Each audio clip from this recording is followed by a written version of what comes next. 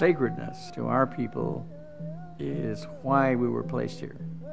The land, the water, the trees, the plants, the roots, everything that was placed on this earth were put here by our Creator.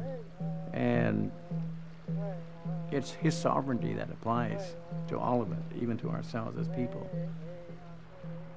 We view life as the most sacred.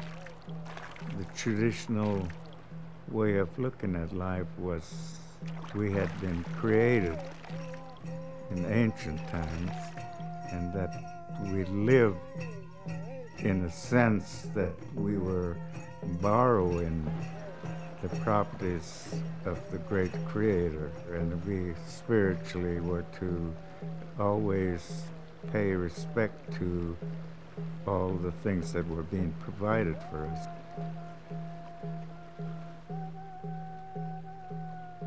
The people of the Confederated Tribes of the Warm Springs Reservation of Oregon have lived on this land since time immemorial.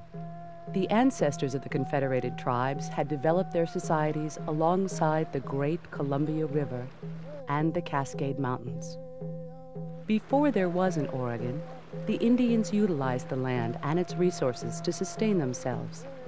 And before historians wrote books, the tribes orally passed along their history and their knowledge for future generations. Today, some 4,000 people are listed as tribal members. Most live and work on the reservation. Many still follow traditional cultural and spiritual teaching. And all rely on the solemn promises made by the federal government to act as trustee of their homeland.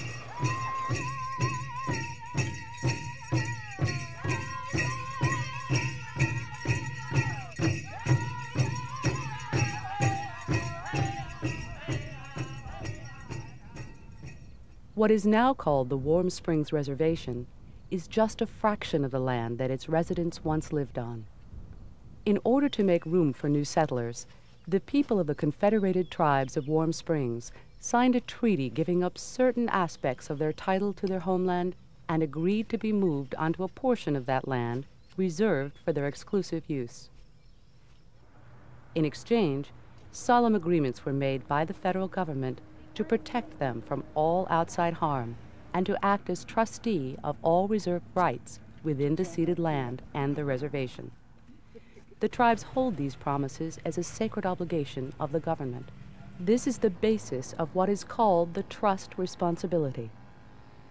The trust responsibility with regard to the Confederated Tribes of Warm Springs means that the federal government, its selected officers, the Bureau of Indian Affairs, the individual representatives that do deal with the tribe, have an obligation to protect the water, the land, the health, the safety, the education, all of the benefits that an individual member of the Confederated Tribes might possess.